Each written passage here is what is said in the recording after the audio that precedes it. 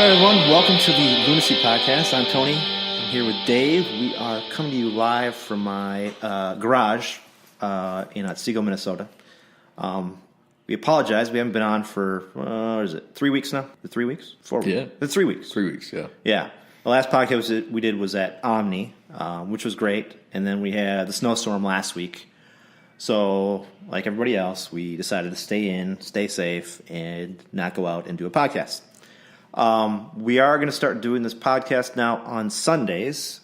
We figured out it was better to do it Sundays because there's usually a game on Saturday. However, this week there's a game on Sunday, so we're back to where we were before. But most of the time there will be a game on Saturday. If we do it on Sunday, we can talk about the game from yesterday, and then go into next week's game on the next Saturday. So we're switching it up a little bit.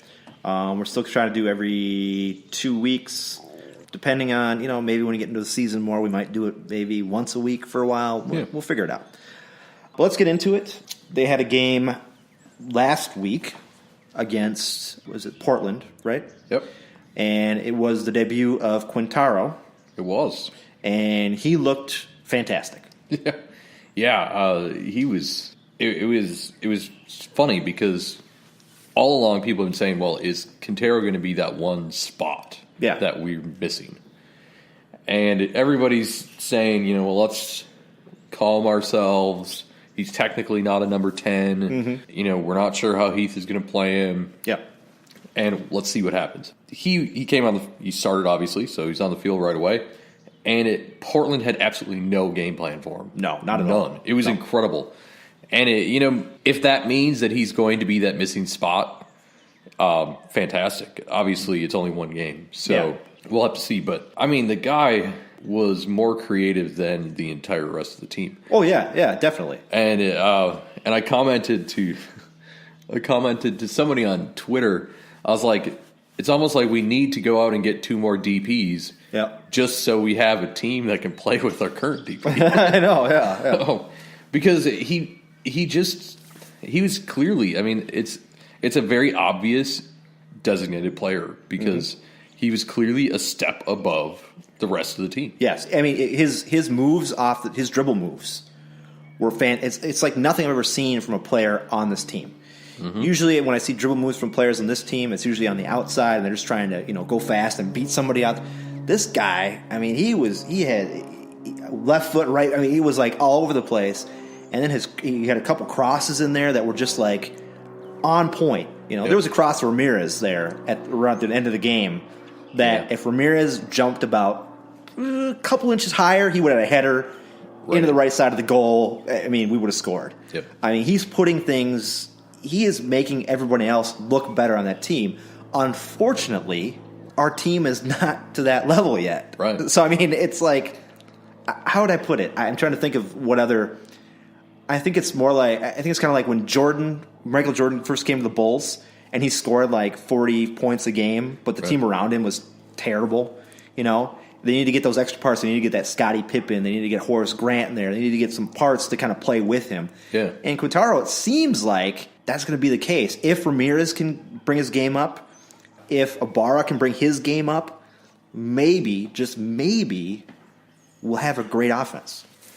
Yeah, I think he's I still think of the goal. The goal wasn't impressive by any means. In fact, if anything, it was Gleason, right? That's the keeper's name. Yeah. And if anything, it was his fault because he went down to save it and he moved his right leg into his body and the ball went right where his right leg was. Yep. But the play to it, where he literally just took on the defenders, and like you said, our players don't do that. No, they try to go around, and he just went right at him. He went right in there, and it made a little cut to the outside and put it in. He trusts his moves. He trusts his footwork. That's the deal. Yeah, and we don't have that. In my notes, I mentioned that Kevin Molino is basically that position, and Molino couldn't do that. No. He lost possession all the time when he went 1v1. So is he the missing piece? He might be. He's definitely a missing piece. He's one of them. So that's positive. But we spent money. Yes. We spent money, that we talked about. Atlanta had done this with 3 players, right? Yeah.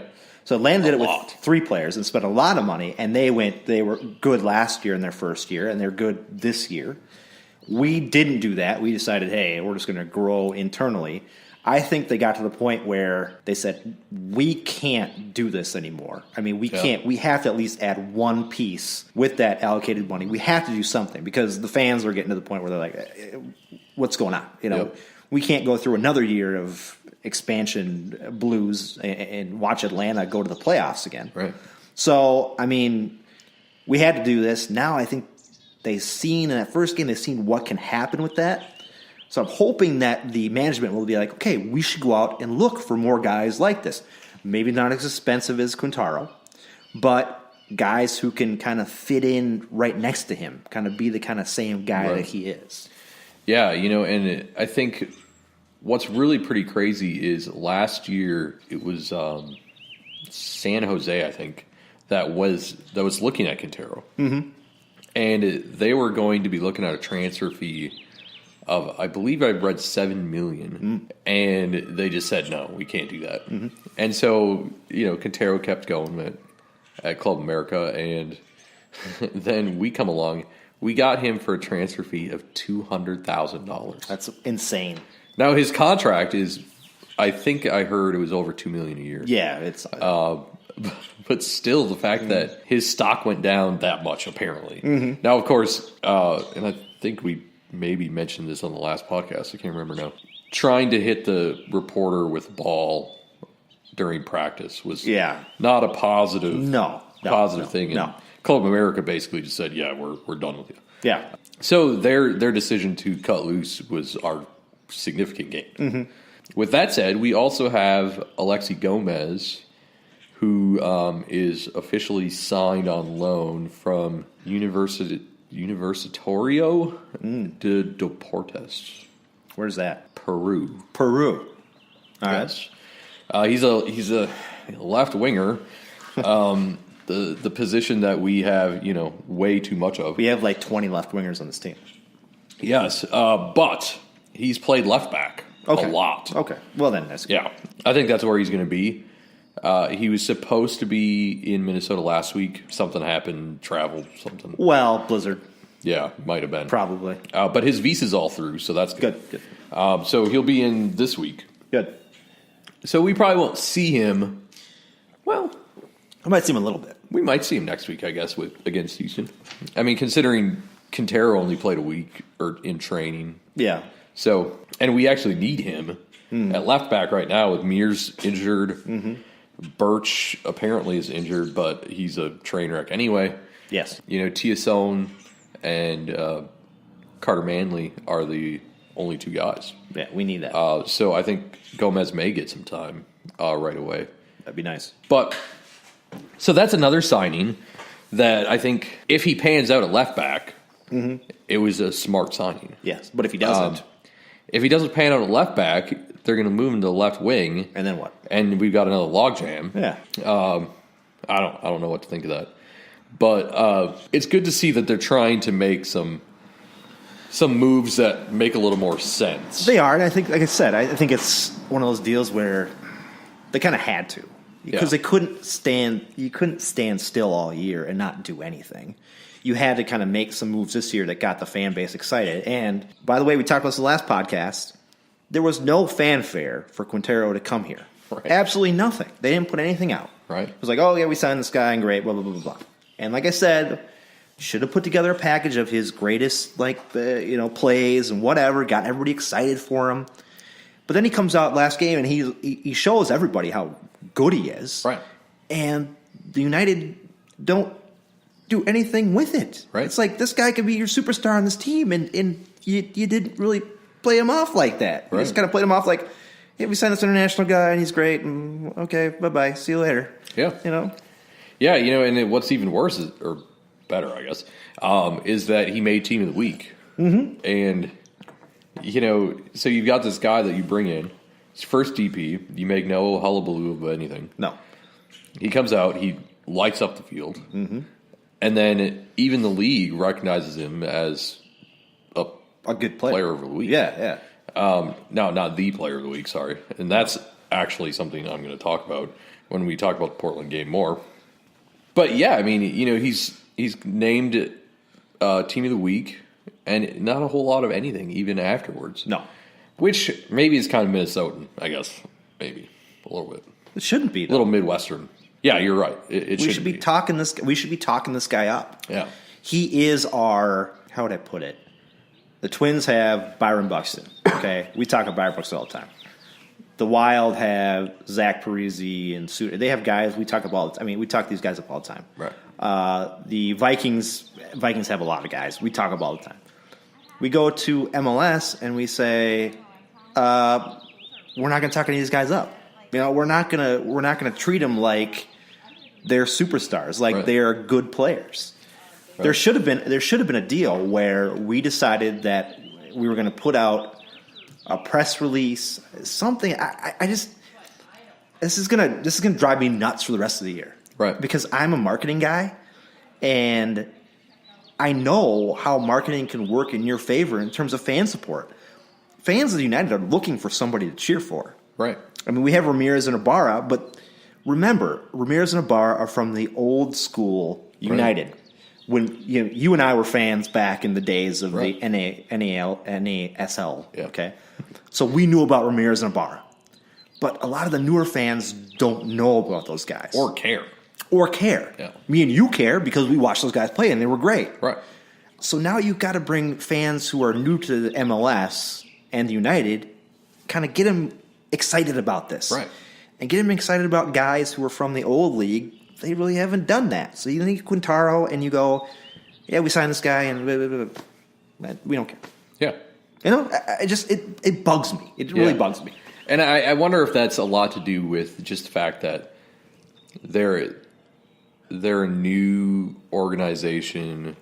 None of them have been in sports necessarily, until they brought Chris Wright in. Yeah. I mean, the vast majority of them were kind of just on the outer edges of sports. And when you look at organizations like Atlanta or LAFC, they have people within their ownership group that were already in sports. I mean, when you have an owner in Atlanta who owns an NFL team, yes, he knows about he understands that. Yes, that point. Arthur Blank. Yes. Yeah, and when you have ownership group in LA that has former soccer players, they understand that whole point. And also, it's LA, so they kind of are forced into being more media friendly anyway.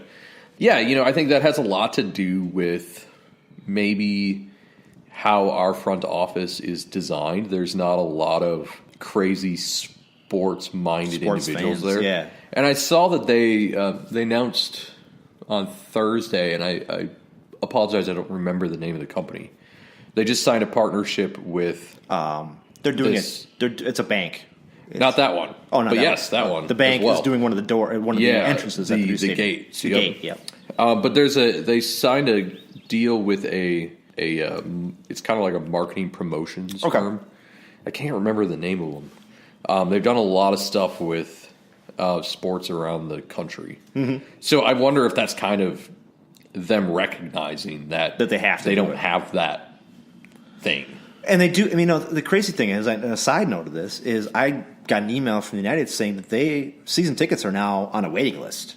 For next year, which is amazing to me because, I mean, you don't hear a lot of fanfare. You don't have a lot of advertising, marketing.